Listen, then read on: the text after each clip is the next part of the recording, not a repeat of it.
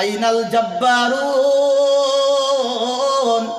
আইনাল মুতাকাব্বিরুন আইনা মুলুকুল আরদ লিমানিল মুলকুল ইয়াওম। কোথায় আজকে অহংকারীরা, কোথায় আজকে দুনিয়ার বুকের প্রতাপশালীরা, কোথায় দুনিয়ার রাজা বাদশারা? লিমানিল মুলকুল ইয়াওম। আজকের সার্বভৌমত্ব, আজকের রাজত্ব, আজকের আধিপত্য কার? আজকের হুকুম চলবে কার? কেউ জবাব দেওয়ার মতো ক্ষমতা থাকবে না।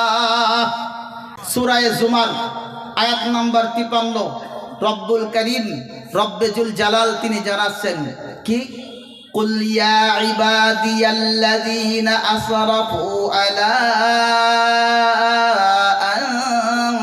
আনফুসিহিম লা তাকনাতু মির রাহমাতিল্লাহ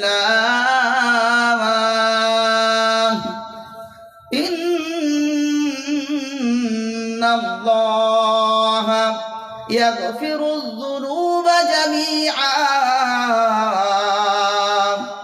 ইন্নাহু হুয়াল গফুরুর রহিম। বলেন আলহামদুলিল্লাহ। আল্লাহ পাক বলেন, হে নবী তুমি জানায়া দাও, কুল ইয়া ইবাদিয়াল্লাযীনা আসরাফু আলা আনফুসিহিম, আমার বান্দাদেরকে জানায়া দাও, ও আল্লাহর বান্দারা, তোমরা যারা নিজের উপরে জুলুম করেছ, গুনাহ কাজ করা মানে হলো জুলুম করা নিজের উপরে।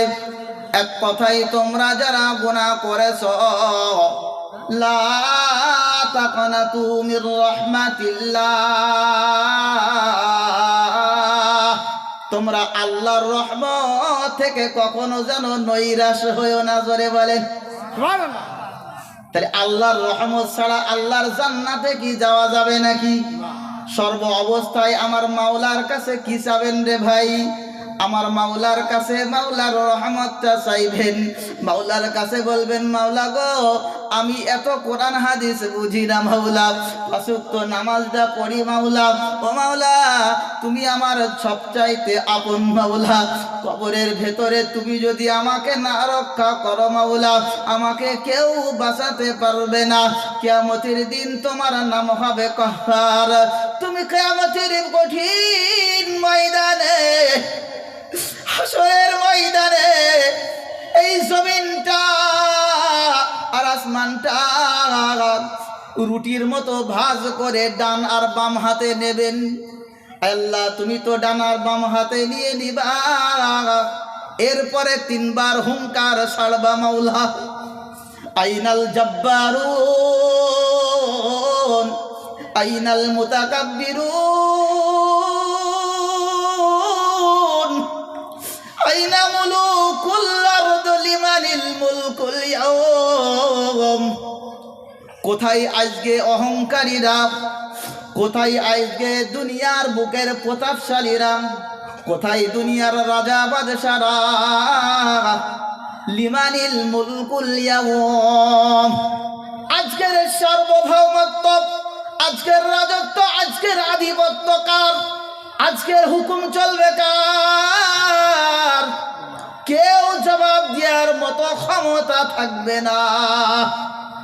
ভাইরা আমার শুনে নাও, জেনে নাও, আমরা সেদিন অসহায় হয়ে নতুন একটা ছাগলের বাচ্চা যখন প্রসব হয়, পাটা যেমন ভাবে টলমল টলমল করতে থাকে রে বাবা, এমন ভাবে সকলের পা গুলো টলমল করবে, কেউ জবাব দেওয়ার মতোই থাকবে না।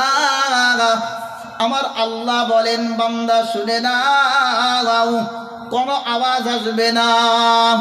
আমি আল্লাহ তিনবার হুঙ্কার দিয়ে দেব, আইনাল জাব্বারুন আইনাল মুতাকাব্বিরুন আইনা মুলুকুল আরদ লিমানিল মুলকুল ইয়াওম। কেউ জবাব দেবে না, আমি আল্লাহ জবাব দিয়ে দেব, লিল্লাহিল ওয়াহিদিল কাহ্হার। জোরে জোরে বলুন আল্লাহু আকবার। আল্লাহ সবচাইতে বড়। আল্লাহু আকবার মানে কি? আল্লাহ সবচাইতে বড়। এই জন্য কোনো আশ্চর্য কথা শুনলে আল্লাহু আকবার বলতে হয়। আল্লাহ পাক বলেন কিয়ামতের দিন জবাব দেওয়ার কেউই থাকবে না, আমি আল্লাহ জবাব দেব।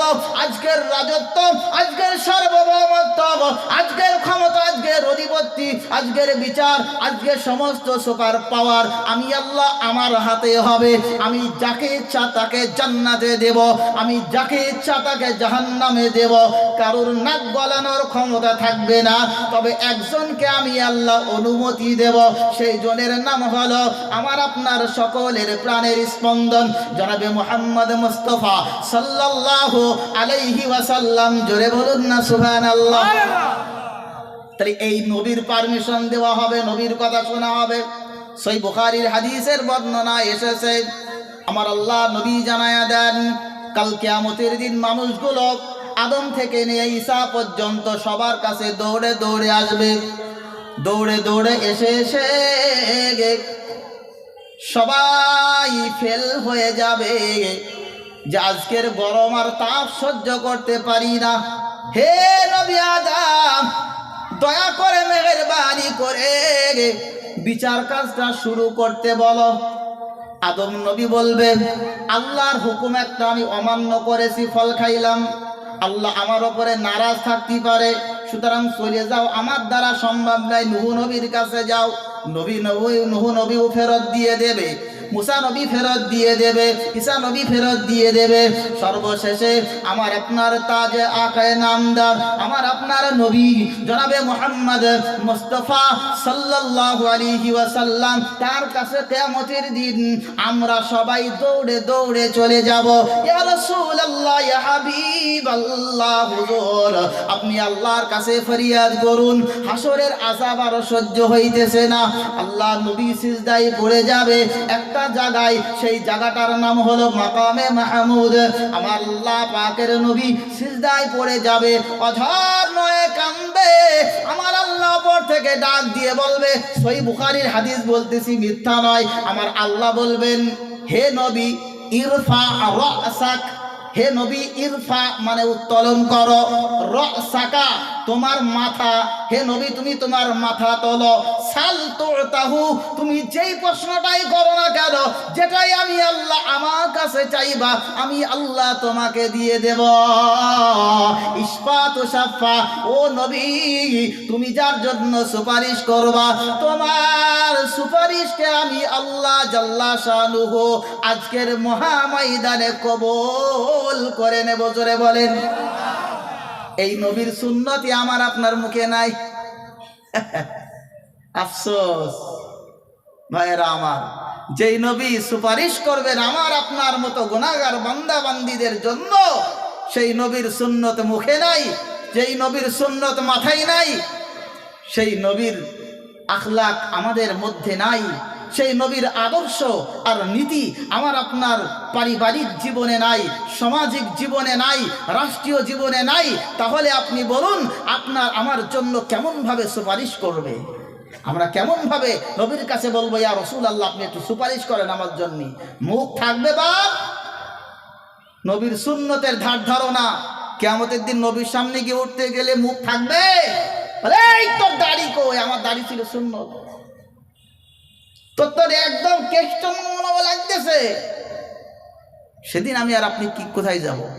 নবীজি যদি বলেন সুক্কান সুক্কান, যদি তাড়ায়া দেয় আমি আপনি কোথায় যাব?